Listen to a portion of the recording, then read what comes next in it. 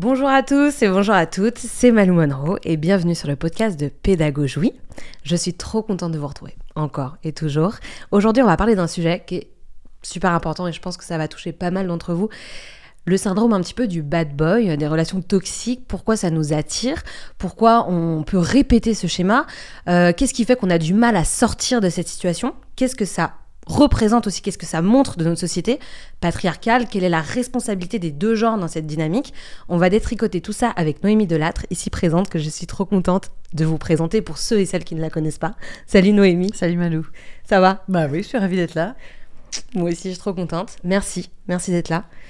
Toi, tu as vécu pas mal de choses apparemment dans ton parcours amoureux, t'en parles dans tes spectacles.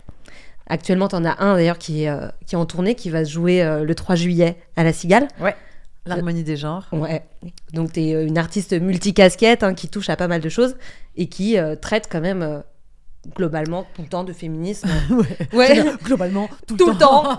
De féminisme. Ouais, oui, non, mais effectivement, tu as raison. C'est-à-dire, je me suis rendu compte que d'abord, c'est le sujet vraiment de la plupart de ce que je crée. Et même quand c'est pas le sujet, en fait, c'est toujours par ce prisme-là. J'ai toujours en tête le prisme de l'égalité, j'ai toujours en tête le prisme de la lutte contre le sexisme, etc. Donc oui, tu as raison, on peut dire que c'est central. D'où la dénomination de fer de lance en sororité qu'on peut retrouver. Oui, dans ma fiche Wikipédia. Trop bien. Beaucoup trop fière. Tu dois avoir pas mal de femmes aussi qui se retrouvent aussi dans tout ce que tu racontes, parce que tu mets en lumière beaucoup de problématiques. Donc là, plus précisément, on va parler de cette problématique-là. Alors, je ne sais pas si c'est vraiment une problématique, si on arrive à s'en sortir ou pas, mais elle existe. Bien sûr. Cette dynamique, du coup, qui peut être dysfonctionnelle, déséquilibrée. On va parler surtout là des relations hétérosexuelles, dans ce cas-là, parce que c'est ce que tu connais, toi, dans tes expériences. Donc, cette dynamique, du coup, un peu dysfonctionnelle entre un homme et une femme dans les relations amoureuses.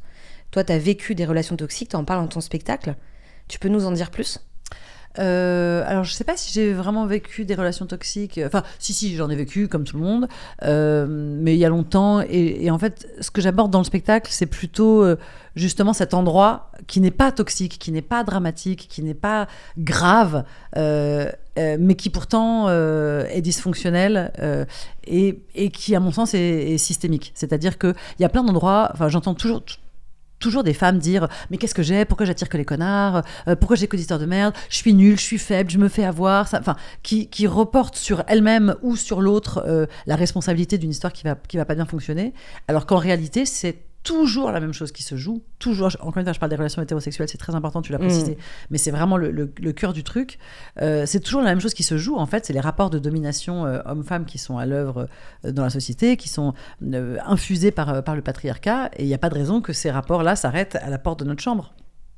Évidemment que ces rapports, ils pénètrent notre intimité, notre maison, nos pieux, et bien sûr que dans nos rapports amoureux, sexuels, de séduction, même d'amitié entre les hommes et les femmes, ces rapports-là sont... Là, j'entendais hier, alors j'aimerais bien... Je ne me souviens plus qui disait ça, mais c'était hyper intéressant, qui disait que le sexisme, je veux dire, dans les luttes de classe, enfin, tu vois, les luttes entre les riches et les pauvres, les blancs et les non-blancs, les personnes... Enfin, les personnes hétéros, les personnes qui ne le sont pas, etc. En fait, le seul endroit, à part dans les ghettos, etc., le seul endroit où les deux opposés sont amenés à vivre ensemble, c'est dans le cadre des relations hommes-femmes. Je veux dire, dans la lutte des classes, les pauvres et les riches ne vivent pas ensemble, ils ne cohabitent pas. Justement, ils sont séparés. Généralement, quand tu as une polarisation de deux classes qui s'opposent, bah, ça les oppose et ça les sépare. Alors que là, les hommes et les femmes vivent ensemble, dans leur intimité. C'est-à-dire que là où il y a une opposition flagrante, tu vois, qui est mise en place justement par le sexisme, bah, il faut vivre avec au quotidien. Et ça, c'est un truc qui est évidemment super compliqué à déjouer. Et en plus, on vit dans un monde où on est biberonné depuis toujours par l'idée que l'homme possède et que la femme est prise, quoi. Enfin, je veux dire, toute la... C'est ça, c'est cette dynamique-là, du coup, qui peut être dysfonctionnelle et toxique. Bah, en fait, c'est pas qu'il peut, c'est que je pense qu'elle l'est de base. En fait, d'accepter... Mais ce qui est super compliqué, c'est que c'est tous les films qu'on a vus, toutes les comédies romantiques, les grands classiques, les livres qu'on nous apprend, qu'on lit à l'école, ce que nous racontent nos parents, ce qu'on voit dans les pubs, les films, les médias. On est abreuvé d'histoires qui nous montre des rapports de force entre les hommes et les femmes. On est abreuvé d'histoires d'hommes qui soumettent et de femmes qui sont soumises. On nous montre en permanence des relations sexuelles extorquées, mais qui sont présentés comme des jeux de séduction super excitants. On nous montre des héros qui forcent les femmes, mais qui sont si sexy et tellement rigolos. Dans les Disney, par exemple. La fierté de la France. Je veux dire, moi j'ai été élevée avec des histoires de viol. La Belle au Bois dormant se fait violer, Cendrillon se fait acheter, Blanche-Neige se fait exploiter. C'est que des femmes soumises, harcelées, maltraitées, violées, violentées. C'est monstrueux. Et on nous présente ça comme un avenir souhaitable et désirable. C'est-à-dire qu'on nous dit pas seulement. C'est pas seulement qu'on oublie de nous dire que c'est pas bien, c'est qu'on nous dit carrément que c'est ça qu'on veut. Mais que ce soit aujourd'hui, 50 Shades of Grey ou n'importe quoi, on nous montre que on érotise en fait les rapports de force, et la domination. Et la domination des hommes et l'avilissement des femmes. On l'érotise. Ce qui fait que même moi, qui réfléchis à ces sujets depuis des années, qui suis vraiment... on ne peut plus déconstruite là-dessus, qui passe mon temps à me battre pour l'égalité des femmes, pour leur empuissancement, etc. Même moi... je rêve de me faire fesser et coller la tête dans l'oreiller. Même moi, mais ça peut être un fantasme qui peut être assumé si c'est dans un cadre et que t'en es consciente. Oui, le problème, c'est que... Alors, très intéressant, je te remercie. En fait, j'ai une première étape dans ma déconstruction qui a été... Donc, j'ai bien identifié qu'on encourageait les femmes à être vierges, à être prudes, à ne pas parler de sexe, à se cacher, à machin, etc. Et que le plaisir des femmes, leur désir, leur liberté sexuelle était un tabou. Donc... Ma première révolte a consisté à me taper la moitié de Paris et le faire savoir. Marianne du cul. Ouais, non, mais tu vois, à parler de cul tout le temps et surtout à dire... tu vois, parce que je me suis fait refaire les seins, par exemple. J'en ai beaucoup parlé publiquement et on m'a beaucoup dit « T'es féministe et t'as des faux seins ?» Je dis « Ouais, et puis je suis féministe et j'aime me faire attacher. » Ce que je fais avec mon cul n'a rien à voir avec mes droits. Moi, je vous demande le droit de vote, le droit à l'égalité, le droit à un salaire, le droit à la sécurité, des droits fondamentaux. Qu'est-ce que ça peut vous foutre ? C'est comme si on disait, ok, droit de vote pour tout le monde sauf les hommes en pantacourt. Ah, c'est trop moche. Non. En fait, je trouve ça hyper moche, ça devrait être illégal, mais on va pas les priver du droit de vote sous prétexte qu'ils ont des goûts de merde. Mais oui. Ce que tu fais dans ta vie privée ne regarde que toi, etc. Donc, ma première révolte, ça a été laissez-moi faire ce que je veux dans mon intimité, laissez-moi faire ce que je veux à l'horizontal et laissez-moi exiger des droits à la verticale. Ok.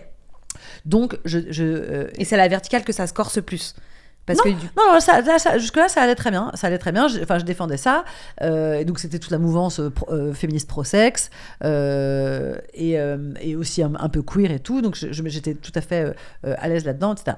Jusqu'au jour où je me suis rendu compte, genre vers 40 ans, tu vois, ce qui est quand même super tard, vu tout ce que tu as vécu avant. Tout ce que j'avais vécu avant, on va dire une câble que j'avais déroulée, pour prendre des expressions de grand-père. Et en fait, je me suis rendu compte d'un coup à 40 ans que malgré toutes les expériences que j'avais eues et malgré tout le plaisir que j'avais pu prendre, parce que j'ai la chance d'avoir un corps très généreux en plaisir, en fait, je ne m'étais jamais posé la question de mon plaisir. Je n'avais jamais eu l'intention de mon plaisir. C'est-à-dire que je rentrais dans une relation sexuelle avec l'intention de performer. Ouais. Pas l'intention de kiffer. Oui. Est-ce que le gars va être fier de... Enfin, pas fier, mais est-ce qu'il va être content ? Est-ce que je vais bien faire mon job ? Exactement. Est-ce que je vais lui faire la bonne pipe, la bonne toupie japonaise, le bon machin ? Est-ce que je vais être désirable ? Est-ce que je vais être aimable ? Est-ce que je vais remplir les cases ? Est-ce que je vais être au bon endroit ? Est-ce que je vais être validée, légitime ? Enfin, tu vois, tous ces mots-là. Et je me suis rendu compte qu'en fait, j'étais une geisha, que je pensais être libre parce que je m'étais affranchie des codes puritains, des codes religieux, des codes de mes parents, etc. Mais qu'en fait... j'avais juste quitté un joug pour un autre et qu'en fait j'étais asservie au plaisir des hommes et que j'étais pas du tout plus libre et que c'est pas parce que effectivement je me faisais déglinguer par des inconnus dans des chiottes de boîte en chantant la Macarena que j'étais plus libre que non mais tu vois, tu chantais la Macarena en même temps. Oui, je suis née en 77. Ça va. Ok. Ça ne se voit pas. Non, merci Botox. Et acide hyaluronique que j'ai découvert. Oui, ça c'est le grand, ça débarque là, mais même quand t'as 20 ans, c'est parti. Hein. Oui, pareil. Bref. Je sais pas à quoi vous ressemblerez quand vous aurez mon âge, du coup, une espèce de popcorn. Mais bref, en tout cas, toujours est-il que, et ça, c'était un gros choc pour moi, de me rendre compte que ma révolution personnelle et sexuelle, en fait, elle m'avait juste amené à un autre asservissement, quoi. Mais t'as vécu, toi, des situations quand même où... Là, on parle d'un postulat, effectivement, que déjà, de base, dans les relations hétérosexuelles, il y a des rapports de domination et tout. Du coup, tu te rends compte, t'ouvres une porte, en fait, il y en a une autre, il y en a encore une autre, où tu vois qu'il y a la dynamique, elle est biaisée. Mais est-ce que t'as vécu aussi concrètement des relations hétérosexuelles avec une personne, un homme qui, lui, était vraiment dans un schéma ultra de masculinité toxique, genre vraiment bad boy et tout, quoi. Ouais. Ça, tu l'as déjà vécu. Ouais. Où vraiment le trait, il était très grossi. Ouais. C'était quoi ça ressemblait à quoi la relation au quotidien ? C'était, j'en ai eu plusieurs. Globalement, le truc que j'ai le plus vécu là-dedans, c'est qu'en fait, donc j'ai de la personnalité, je suis une artiste, je suis sur le devant de la scène. Enfin, tu vois, j'ai un cerveau qui fonctionne plutôt bien. Et puis, Pourtant, il y a eu un truc d'aimant, il y a quelque chose de plus fort que toi qui t'a attiré vers ça. Non, c'est pas ça. Et puis à une époque, j'étais plutôt très jolie et tout. Et donc, en fait, pour ces gars-là, j'étais un trophée. En fait. Donc, et ces gars-là, c'est vraiment très spécifique, les bad boys un peu toxiques, etc., qui sont dans un rapport de force et qui ont besoin d'asservir les femmes pour se valoriser eux-mêmes. Et donc, pour eux, j'étais un aimant à pervers narcissique, on appelle ça comme ça maintenant, ou à homme toxique. Vraiment, j'étais un aimant. C'est-à-dire, 10 à la ronde, c'était pour moi. Parce que je représentais vraiment la femme, l'exemple de la femme qui voulait soumettre, qui voulait dominer, qui voulait posséder, qui voulait vraiment accrocher leur tableau de chasse, quoi. Parce que toi, du coup, tu l'autorisais à cette époque-là. Qu'est-ce qui fait sans même parler de ça. Là, je te parle juste du fait que le type de femme que j'étais les attirait à moi. Après, c'est quoi le type de femme ? C'est pas juste le fait que tu sois belle. Tu penses que c'est quoi d'autre ? Non, c'est tout ce que je disais. C'est le fait que j'ai du pouvoir, que je sois forte, que je sois intelligente. Non. D'accord, que tu sois sur scène, que tu que tu sois entreprenante. C'est ça. Okay. Parce que pour eux, asservir... c'est encore la gloire est encore plus grande de réussir à te rabaisser toi. Bien sûr. Alors que du coup, il y a du travail pour t'écraser. Évidemment. C'est pour ça que je parlais de trophées, de femmes trophées, etc. Et du coup, j'ai été très, très souvent courtisée par des hommes de pouvoir, des hommes très célèbres ou très riches, des hommes comme ça, et pour qui je représentais, voilà. Et en fait, ce qui était particulier, et je te dis ça, là, je l'écris comme un problème de maths. Évidemment, c'était beaucoup plus complexe parce qu'il y avait de l'amour, il y avait du désir de part et d'autre. Il y avait des hommes qui étaient complètement inconscients des rapports de domination dans lesquels ils m'entraînaient, etc. Mais en gros, ce qui était intéressant, même si je l'ai payé cher, c'est qu'en fait, c'est précisément ce qui les attirait chez moi qu'ils voulaient détruire. C'est-à-dire que ils étaient attirés par cette femme flamboyante que j'étais. Que tu es toujours, hein. Je te remercie. Bah oui. Oui, là, j'avoue, c'est derrière toi, peut-être, c'est dynamique. Ouais. Mais tu es toujours la femme flamboyante et dynamique et pleine d'idées créatives. Tu l'as encore. Merci, Malou. Mais je t'en prie. Mais c'est important de se rappeler. Bah oui. Merci beaucoup. J'enchaîne parce que sinon, je vais être émue. Ah oui. Bah, tu peux être émue, t'inquiète. Et en fait, une fois que j'étais avec eux, alors, c'était précisément ça qu'ils ne supportaient plus. Parce qu'ils se sentaient menacés par la place que je pouvais prendre, par le fait que j'étais pas à leur disposition, etc. Et en fait, c'est ce moment de panique qui déclenchait chez eux, enfin chez un grand nombre d'entre eux, la vraie bascule vers une vraie toxicité. Au début, c'était love bombing, c'était doux, c'était beau. Ah bah ouais, c'est toujours du love bombing au début. Enfin, tu sais, il y a un truc hyper... Ah mon Dieu, cette femme incroyable. Ah, je suis moi-même cet homme incroyable. Tu sais, cette espèce de fantasme de nous, tu vois. Et tu vois puis, quelqu'un qui t'accepte comme tu es, qui kiffe ce que tu es. Au début, peut-être, non ? Non, je pense qu'en fait... Tu sens déjà les tiraillements. Je le sentais pas, mais parce que moi-même, j'étais pas hyper aguerrie et ouverte à ce truc-là. Mais maintenant que je le vois avec le recul, je me sentais pas compris. Je voyais bien que c'était justement que la façade de moi qui leur plaisait. Pas du tout la vérité de moi. Mais tu voulais pas le voir en face. Ouais. Okay. Et puis j'en étais pas là non plus. Et puis moi-même j'étais, je pense aussi impressionnée par leur apparence à eux, par le côté. Tu sais, c'était que des hommes. Vraiment, j'ai enchaîné plusieurs histoires avec des hommes, très très. Que t'admirais toi aussi. Ouais. Tu les mettais sur une sorte de piédestal au final, non ? Ou tu te sentais au même niveau ? Bah, je me sentais au même niveau, mais c'est ça qui est justement hyper intéressant, c'est que même à l'école, quand on est petit, t'es à l'école et on te dit il faut être le ou la meilleure, il faut travailler, il faut être bon élève, il faut y arriver, etc. Et donc, petit garçon comme petite fille, on est là, on taffe, on veut être les meilleurs et tout, c'est super, puis t'as un premier ou une première de la classe, c'est la vie et tout va bien. Et puis en fait, un jour, tu t'aperçois, vers 15-16 ans, un truc comme ça, que quand t'es une fille, en fait, tu vas être obligée de choisir. C'est-à-dire que si tu continues à être la meilleure, t'auras pas de potes, t'auras pas de mec, tu vas rester célibataire ou lesbienne. Et alors si tu l'es pas, T'es dans le cul. Alors que, tu vas te rendre compte très très vite que, en fait, être la première, être la meilleure, prendre la place, diriger, savoir, commander, c'est pas du tout sur le Être marché du désiré, love hétéro, tout c'est ça, pas c'est du vrai, tout des tout à fait. avantages.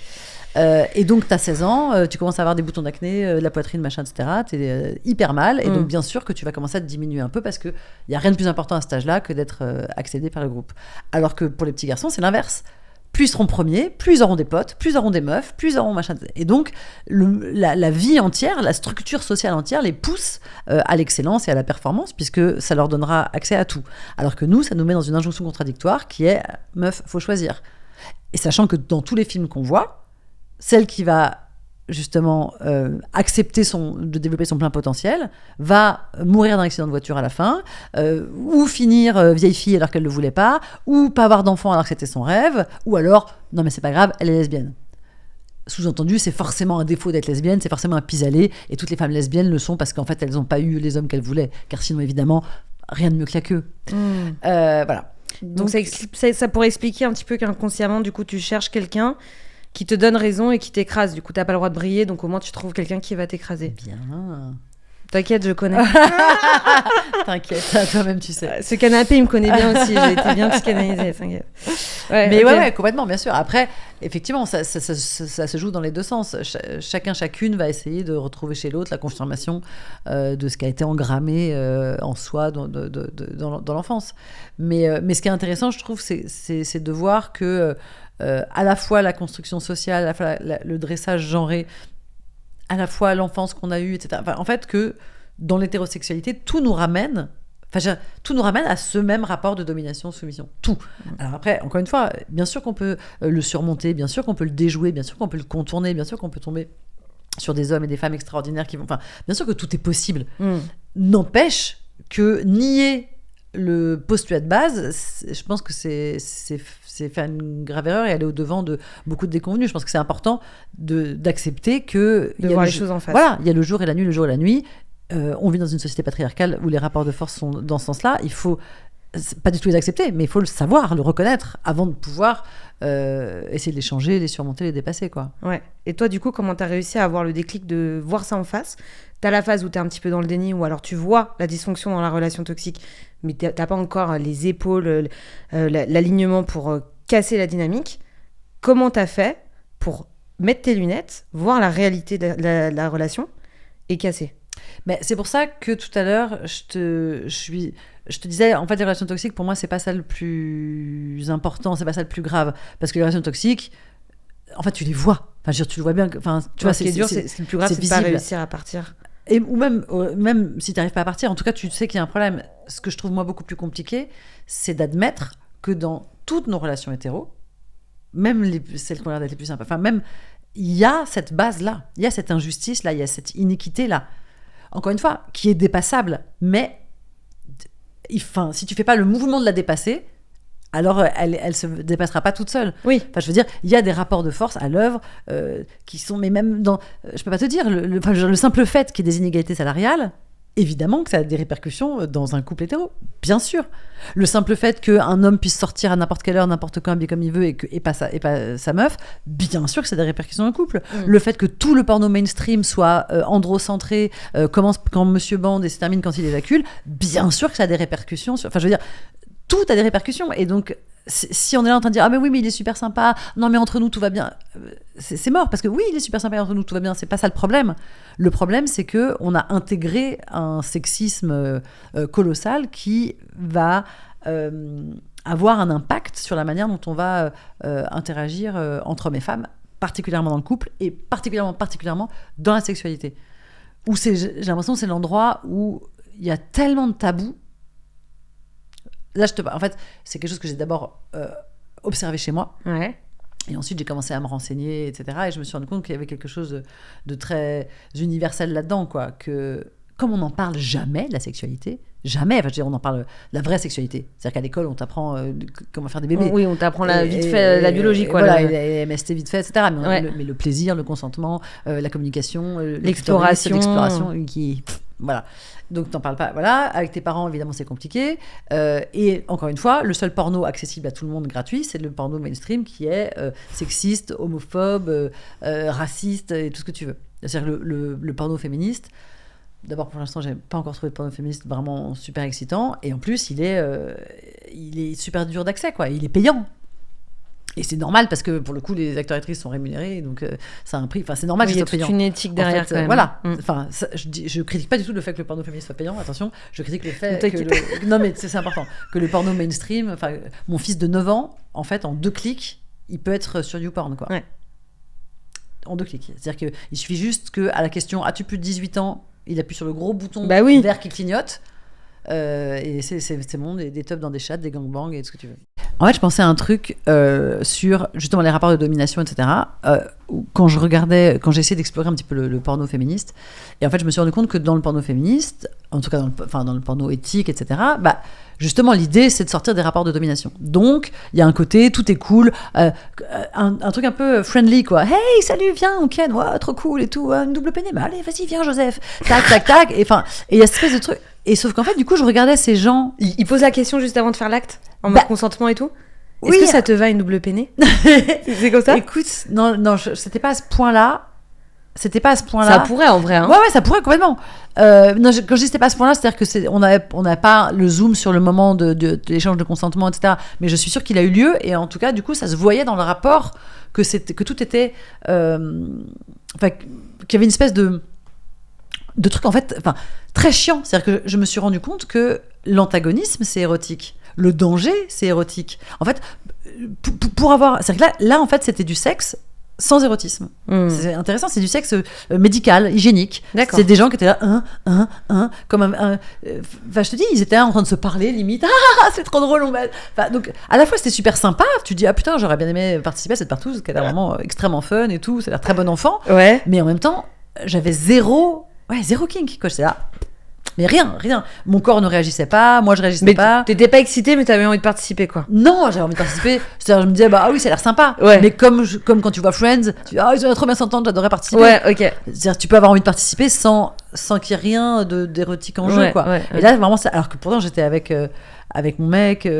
Enfin, tu vois, il y avait tout pour que. Et vraiment, on était là. Alors que un pied de chaise peut nous exciter. Enfin, tu vois. Mais là, rien. Et c'est ça, et j'ai eu cette réflexion, je me suis dit, mais en fait, je pense que l'érotisme a besoin pour se nourrir d'une forme, même si elle est jouée, même si elle est safe, d'une forme d'opposition, d'antagonisme, de danger, de mystère, de toutes ces choses qui sont malheureusement le lit de la culture du viol et qui sont le lit des relations toxiques et qui sont le lit de tout ça. Mais c'est ça qui est hyper compliqué, c'est où est la limite entre ce dont on a besoin, tu vois, pour avoir cette relation de plus-moins attirance, enfin, tu vois, on en a besoin, voilà, et la limite entre ça et le moment où, non, en fait, c'est plus ok parce que une des deux personnes domine l'autre, et qu'en fait, on est sorti d'une zone de consentement, d'une zone de conscience de la situation, et que c'est plus ok, en fait, et que quelqu'un est diminué par l'autre, avili, et que, voilà, mais l'endroit. Et comme on n'en parle jamais, encore une fois, on n'en parle pas. On n'en parle pas à l'école, on n'en parle pas en famille, on n'en parle pas dans la pop culture, on n'en parle pas. Donc on sait là, pas ça commence enfin à bouger quand même. Hein. Oui, mais dans la pop culture justement notamment et sur les réseaux sociaux, les podcasts, ça commence à se développer là-dessus, heureusement. Mais on est beaucoup de femmes à écouter ça et il n'y a pas encore assez d'hommes qui écoutent ça aussi. Pourquoi ? Peut-être parce que du coup, il y a une certaine position qui est confortable aussi de leur côté. Mais toi, du coup, une fois que tu t'es rendu compte de tout ça, t'as réussi à casser un petit peu ce pattern, ce schéma ? Alors, donc dans un premier temps, j'ai eu des relations toxiques et que j'imputais, à juste titre d'ailleurs, à la relation elle-même, parce que c'était lui, parce que c'était moi. Donc j'ai essayé d'arrêter de tomber sur des mecs comme ça, et effectivement, j'ai rencontré un homme absolument délicieux avec qui j'ai vécu une longue histoire très douce et pas du tout toxique, et voilà. Et puis cette histoire. Comment t'as fait pour l'attirer à toi, ça ? Parce que je suppose que t'avais un cerveau au début qui était attiré par justement ce côté un peu mal alpha, viril et tout. Comment t'as fait pour rééduquer un peu ton cerveau et détruire des années de conditionnement non. Comment t'as fait ? J'insiste vraiment entre la différence entre des relations toxiques et ce conditionnement dont tu parles, qui est partout, tout le temps. Et donc, les relations toxiques, en fait, d'une certaine manière, c'est plus facile parce qu'encore une fois, tu le vois. C'est-à-dire que même si tu ne déconstruis rien, tu peux te mettre une espèce de, tu vois, de warning, de red flag qui est non, je veux pas le gars comme ça. Mais ce qui change rien, en fait, à ce qui se passe au fond de toi. Et d'ailleurs, tu t'apercevras que tu vas réussir. entre guillemets, réussir à te refoutre dans des relations qui seront toxiques, quel que soit le mec en face. Différemment, mais il y aura quand même une toxicité. Parce que tu n'auras pas réglé ce problème qui est un problème de fond et qui est un problème qui est bien en dessous, bien plus profond que la simple relation toxique. Donc, dans un premier temps, j'ai juste réussi à arrêter de courir après des bad boys pour aller chercher un homme tout gentil. Voilà. Mais en fait, très vite... Donc, par exemple, là, le rapport toxique avec cet homme-là, il s'est remis à un autre endroit. Donc, le mec, c'est encore un très bon ami, hein. L'homme le plus gentil du monde, doux, sensible, tout ce que tu veux. Il n'avait pas peur de ta lumière, de ton avancée professionnelle. Non, il était hyper heureux pour moi, il me poussait, c'était vraiment un amour. Mais j'étais sa femme de ménage, je suis devenue sa bonne. D'accord. Sa bonne. Ça s'est déplacé sur autre chose. Ça s'est déplacé sur autre chose, petit à petit, de manière. Mais parce que j'avais pas réglé au fond ce problème-là et parce que c'est pas moi qui l'ai pas réglé, c'est notre société entière qui l'a pas réglé. Donc après, j'ai passé plusieurs années où je n'avais plus des relations toxiques à proprement parler, mais en fait, j'étais toujours comme 99% des gens victimes de ce rapport de domination. Et là, c'est que très récemment que j'ai pris conscience, encore une fois, du caractère systémique de cette chose-là. Et que je suis en pleine phase de déconstruction. Et c'est la raison pour laquelle j'ai fait ce spectacle, pour essayer de... Parce que là, je suis en cours. Hein, je pense que c'est un travail... c'est colossal de déconstruire des choses qui sont si profondément ancrées en nous et depuis tant de générations et de manière aussi transversale. Parce qu'encore une fois, c'est tous les modèles auxquels on a accès vont dans ce sens-là. C'est super dur. Puis une fois que tu as déconstruit, détricoter un petit peu de ton côté, il faut trouver une personne qui a fait le travail aussi de son côté. Exactement, t'as tout compris. C'est là où du coup ça peut mettre encore plus de temps et ça peut créer encore beaucoup de souffrance, quoi. Exactement. Et moi j'ai eu la chance, donc j'ai fait ce spectacle l'harmonie des genres dont c'est vraiment l'objectif, tu vois, c'est de parce que je me suis rendu compte que ces problèmes que j'avais, ils étaient partagés. C'est ce que je te disais tout à l'heure, c'est depuis MeToo, depuis que les femmes commencent quand même majoritairement à vouloir s'épanouir, se développer, avoir des droits, avoir accès à et à en parler, que les couples hétéros explosent parce que ça colle pas. On n'était pas, prêts et prêtes à ce que les femmes gagnent plus d'argent. Enfin, les mecs ils sont là, mais tu vois bien sur payer au restaurant par exemple, même moi. Je trouve ça plus sexy quand mon mec fait tiens et qui tend sa carte. Tiens, ça je trouve sexy comme geste. Moi quand je fais tiens, je me trouve pas sexy. Je me trouve généreuse, sympa, mais pas sexy. Tu vois ce que je veux dire ? Moi je me trouve sexy quand je fais ça. Allez, putain, apprends-moi. Mais c'est à l'intérieur, ça prend des années. non, justement, je me sens sexy parce que je me dis t'es hétéro OK. Aussi ouais. Et tu te sens sexy d'inviter ton mec comme ça Ouais, je trouve ça sexy. Après, il y a quand même une partie de moi au bout d'un moment qui dit si c'est que moi, ça va me saouler. Oui, alors... Tu vois, donc il y a quand même un truc. Alors tu que vois, dans l'autre sens, non. c'est voilà. Ouais, non mais ouais, mais dans l'autre sens, souvent quand c'est dans l'autre sens, c'est que le gars vraiment ne supporte pas l'idée que tu payes. Non, ça, c'est pas possible. C'est un autre problème aussi. Ah oui. Tu vois, c'est un problème d'ego aussi. Voilà. Donc voilà. Mais en tout cas, ce que je veux dire, c'est que donc là, c'est vraiment un détail, mais enfin, c'est un détail qui est très symbolique malgré tout, mais sur tous les rapports, tu vois, encore une fois, les rapports sexuels, les rapports de pouvoir en société, qui prend la parole, qui a un métier, qui a une voiture, qui ouvre la porte, qui paye, des milliards de choses qui font notre quotidien. En fait, on a en tête des modèles où c'est l'homme qui gagne plus, c'est l'homme qui est plus grand, c'est l'homme qui est plus musclé, c'est l'homme qui est plus poilu, c'est l'homme qui est plus tout ça. Et sauf que maintenant, depuis MeToo, t'as des femmes qui ont des poils, t'as des femmes qui gagnent de l'argent, t'as des femmes qui ont du pouvoir, t'as des femmes qui ont envie de porter des trucs, t'as des femmes qui sont championnes de machin. Et en fait, ni elles, ni eux, on n'est pas prêts. Tu vois, on n'a pas les codes, on est là, mais comment on fait, etc. Et puis t'as cette angoisse du coup de l'homme qui dit mais je sais pas moi du coup comment être viril. Enfin, elle est où ma masculinité ? C'est-à-dire que je vois bien que ma meuf, elle a envie que tu vois que je sois un peu un gars et en même temps elle veut. Exactement. Et on est perdu, on est vraiment. Ah mais perdu. oui, mais même nous dans ce qu'on désire au final. Mais nous aussi, mais complètement. C'est pour ça, là pour moi, c'est ni la faute des hommes ni la faute des femmes et ça pèse pas plus sur les hommes que sur les femmes. Pour moi, on est pareil dans la merde. Ouais, on est dans une phase grise en fait. Les choses sont en train de bouger et c'est merveilleux. Et je pense qu'il faut s'en emparer et se dire que c'est génial et reconquérir tout ça, tu vois. Ouais. Mais c'est vrai que pour l'instant, c'est extrêmement compliqué. Et donc, me rendant compte de ça, j'ai vraiment essayé, avec l'harmonie des genres, de proposer, comme c'est mon métier, j'ai eu le temps de vraiment analyser tout ça. C'est-à-dire, j'ai eu le temps de m'analyser moi à fond. J'ai écrit un bouquin qui s'appelle Journal, qui reprend vraiment 15 années de ma vie, en mode journal intime, mais commenté depuis aujourd'hui, donc en analysant à chaque fois quel biais sociaux, quels biais de genre, quels biais, tu vois, sont venus interférer et ont fait que j'ai agi de telle et telle manière. Donc justement avec les bad boys, avec les machins, etc. Et le fruit de toute cette réflexion, donc, qui n'est pas du tout arrivé à une conclusion, je ne suis pas arrivée, je suis encore en travail et en exploration, mais j'ai quand même défriché beaucoup. Ouais. Et c'est ça que j'ai eu envie de partager et de transmettre à d'autres femmes et à des hommes en disant, voilà, bah écoutez, en tout cas, moi, ce que je vous propose de faire, c'est de vous poser ces questions-là. Demandez-vous si, mais pourquoi est-ce que on veut faire des enfants avec les gens qu'on aime ? Pourquoi est-ce qu'on les fera pas à quelqu'un d'autre ? Pourquoi est-ce qu'on veut coucher ? Pourquoi est-ce que la fidélité, ça serait que l'exclusivité sexuelle ? Pourquoi est-ce que partir en voyage, dîner, travailler, avoir un projet artistique, ça serait pas plus tromper ? Pourquoi est-ce qu'on pourrait pas être heureuse pour l'autre ? Ça s'appelle la compersion, de savoir que l'autre va vivre du sexe ou de la complicité avec d'autres personnes que nous. Pourquoi est-ce que il y aurait pas du sexe dans l'amitié ? Pourquoi est-ce que il faut à tout prix faire des enfants ? Pourquoi est-ce qu'il faudrait se mettre en couple ? Pourquoi ? Enfin, tu vois, et je ouais, pose mais là, t'es en train de toutes les questions. défoncer Je défonce tout. des siècles et des siècles Mais je de défonce tout. Les gens, quoi. c'est hyper drôle, hein, les gens Ah au spectacle, ouais. ils sont comme ça. Bah oui. Ils sont... Mais enfin, ça marche, hein, parce que je le fais hyper doucement. Il y a des chansons, c'est drôle. Enfin, je les prends par la main, tu vois, j'y vais tout doucement. Ouais. Mais à la fin, tu peux pas savoir les commentaires des gens que je reçois. Mais les gens me disent, mais... Alors, j'avoue qu'il y a beaucoup de gens... Alors, je sais pas si je devrais dire ça, c'est pas très commercial, mais il y a beaucoup de gens qui me disent... Mais qui me le disent avec joie, hein. Ouais. Beaucoup de femmes qui sont très heureuses et qui me disent, ah, putain, j'ai mis fin à mon couple et... Waouh. Ouais. Ah ouais, tu fais tout péter, toi.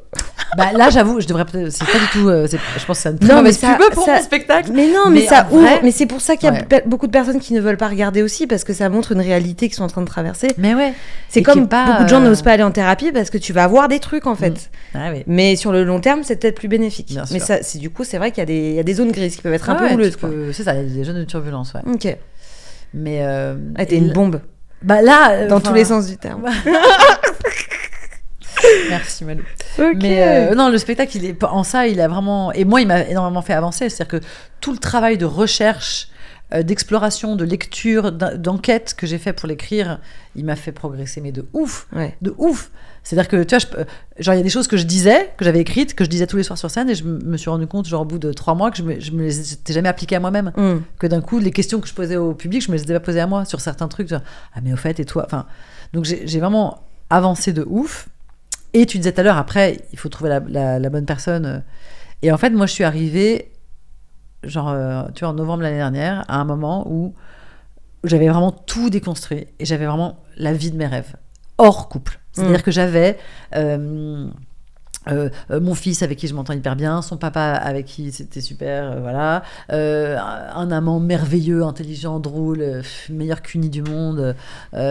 C'était C'est fini là Alors, c'était... bah attends, alors je te... Vas-y. Est-ce que j'ai envie de le récupérer Ah bah écoute, alors là vraiment, on en parle après. Mais en vrai, on en parle après. Ouais, on en parle après parce qu'en plus Il y a une personne sur ton Insta où tu parles dans ton bain avec un homme. Ouais. Et j'ai beaucoup aimé ce qu'il disait. Mais on en parlera en On en off. parlera en off, ouais. Et parce qu'en tout cas, cet amant-là, pour le coup, en fait, justement, il est tellement doué et déconstruit et tout, qu'en plus de son activité professionnelle, il est en train de se lancer dans un travail du sexe, enfin, dans un accompagnement au plaisir et dans de la domination professionnelle. Ah, il serait dominant professionnel Ouais. en mode BDSM. Ok, on va en parler tout On à va en l'heure. parler. Il est vraiment, enfin, c'est un homme extraordinaire. Puis en plus, qui est intelligent, cultivé, gentil. Ouais. Enfin, c'est un mec vraiment charmé. Donc, j'avais cet homme-là, d'autres amants maîtresses un peu. Ma MIF, c'est mes potes, parce que j'ai plus de famille de sang et tout le monde est mort. Mais je me suis construit une famille d'amis, mais qui sont, mais je peux pas savoir, enfin, ma famille, quoi. Plus la scène où j'ai, tu vois, beaucoup de narcissisme, enfin tu vois, beaucoup d'amour narcissique et voilà, et puis d'amour du public, enfin il y a un truc très fort. Bref, et je me disais, mais voilà, là je suis pas en couple et je mène la meilleure vie ever. C'est-à-dire que je suis totalement libre, j'ai de la tendresse, de l'amour, de l'érotisme, de l'amitié, de la solidité, enfin j'ai tous les endroits possibles, tu vois, de l'amour sont comblés. Enfin, il me manque rien, quoi. Donc tu mises pas tout sur l'homme dans la relation hétérosexuelle qui va répondre à tout et tout. Voilà, j'étais vraiment... Et alors je dis j'étais, parce qu'effectivement, c'est là où la vie est marrante, c'est que vraiment au moment où je l'ai formulé, en plus je l'ai dit, je crois que j'ai même fait une vidéo sur les réseaux sociaux qui disait ça, je l'ai écrit dans mon journal intime, je l'ai dit à ma psy, en mode c'est bon, enfin voilà, je sais, j'ai 46 ans et je suis arrivée à l'endroit dont je rêvais. Et comme dans les meilleures comédies romantiques, à ce moment-là, l'univers a fait « Ah ouais ?» et m'a jeté à la gueule l'homme de ma vie. Ouais. Et je suis tombée mais c'est génial. éperdument Je crois que t'allais me amoureuse. sortir une dinguerie, mais Bah en fait, non. c'est hyper positif. Bah, c'est charmé, c'est plus que charmé. L'homme parfait pour moi. L'homme, je peux pas te dire, l'homme parfait pour moi, qui est au même endroit d'analyse, de réflexion, d'exploration, avec qui du coup on continue de tout explorer ensemble, on est à fond, enfin on est vraiment des aventuriers et aventurières. Et quand tu soulèves toutes ces problématiques, il fait pas des t'abuses, n'importe quoi. Mais non, il me dit mais justement, enfin tu vois, genre Ouais. en fait ça vient faire écho à ses propres questionnements, à ses propres doutes. Il interroge la masculinité et la virilité particulièrement depuis des années, et il est comme moi. Moi, je suis dans un costume très qui a l'air de respecter vachement les codes. Je suis très féminine, je suis là avec mes faux seins, mes faux cils, mes machins. Je suis complètement dans les codes, Ouais. tout en étant hyper déconstruite et hyper punk à l'intérieur. Ouais. Et lui, c'est pareil. C'est une caricature en liberté. Il est là avec ses gros muscles, sa grosse moto. Tu vois, c'est vraiment un mec. C'est un mal alpha. Ouais. Mais à l'intérieur, il y a beaucoup de travail. Complètement déconstruit. Ok. Tu vois, qui explore tout, qui a le courage. Vraiment, parce que je trouve ça hyper courageux, tu vois, d'oser dire ouais, ça je fais ça en fait parce que j'ai besoin de montrer que c'est moi qui est la plus grosse, ouais, ça j'avoue je le fais parce que j'ai machin. Oui, il est ça, conscient quoi. De tout. Mais j'ai jamais vu ça. Et en plus, pour moi, c'est la porte ouverte vers l'autre monde, cet autre monde qui m'a toujours fascinée, que je découvre Que enfin. t'attendais enfin mais quoi. ouais. Incroyable. Incroyable. Au Tu me moment donnes où je trop me suis envie, dit là. j'en ai plus besoin. C'est beau, hein. Après, c'est beaucoup de travail que t'as fait aussi de ton côté Oui, aussi, évidemment. énormément. Des Si années t'avais de pas tout psychothérapie. creusé, tout ça, Bien sûr. il aurait pu passer devant toi, ça t'aurait même pas J'en suis sûre. titillé. Il est tellement beau que je pense que je l'aurais vu quand même, mais sinon, effectivement. Ouais, il arrive sur sa Non, moto. mais- Tu l'aurais repéré, mais est-ce que t'aurais imaginé plus, tu vois, et développer Non, quelque mais chose t'as de plus raison. profond et tout? Parce que c'est vraiment une question aussi de rééducation et tout, Évidemment. de ses kinks, de son désir, de son cerveau et tout. Bah, c'est trop bien. Et parenthèse pour reboucler avec le tout début de ton interview sur les bad boys, ce qui est intéressant, c'est que, alors qu'il n'est pas du tout un bad boy, il est l'inverse de ça. Tu vois, il est hyper. Il est l'inverse de ça. En fait, il a toute la panoplie du bad boy. Donc, il vient quand même justement répondre à mes kinks. Il vient quand même. Ouais. C'est-à-dire que quand je regarde les séries de mon enfance avec les héros, machin, etc. Et où je me Clark dis, Kent dans Smallville. ben, on n'a vraiment pas le même âge. Donc moi, c'est plutôt... comment il s'appelle, Brandon dans Beverly Hills. D'accord. Enfin, c'est pas Brandon, c'est l'autre. Mais je ne sais plus comment il s'appelle, l'autre. Mais c'est Beverly Hills. moi. Ouais, non, moi, je suis pas là-dessus. Bah hein. non, tu ne sais même pas ce que c'est. Pour toi, c'est des films en noir et blanc. Bah, de nom, quoi. Mais, T'as quel âge, toi? J'ai 30. Ouais, c'est ça.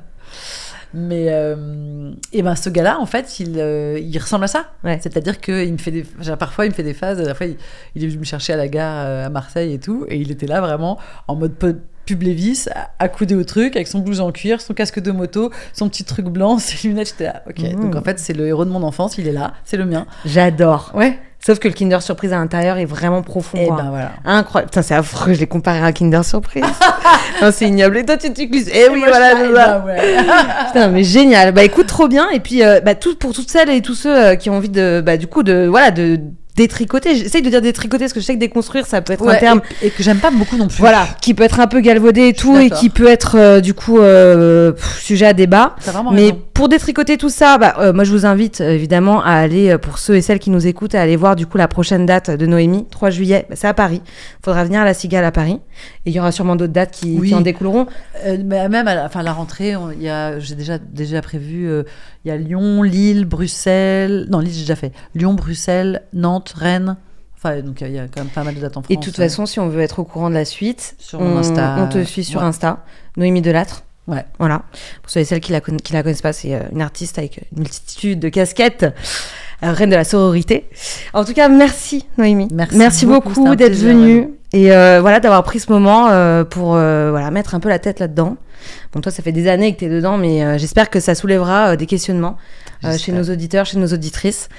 Et merci d'être là. Et merci à vous d'être encore là pour cette saison 2 de Pédagogie. Cet épisode, vous pouvez le regarder aussi du coup en vidéo sur notre YouTube de Passage du Désir. Passage du Désir, on est présent sur Internet et en France, de partout dans les enseignes. C'est une enseigne pour le développement durable du couple. Vous pouvez aussi nous retrouver sur Instagram, sur Passage du Désir. Vous pouvez proposer des nouvelles idées d'épisodes. Vous pouvez rebondir sur les épisodes actuels. Et puis, je vous dis à bientôt et merci encore d'être là. Merci. Et merci Noémie. Merci beaucoup, Malou. Au revoir. Bisous.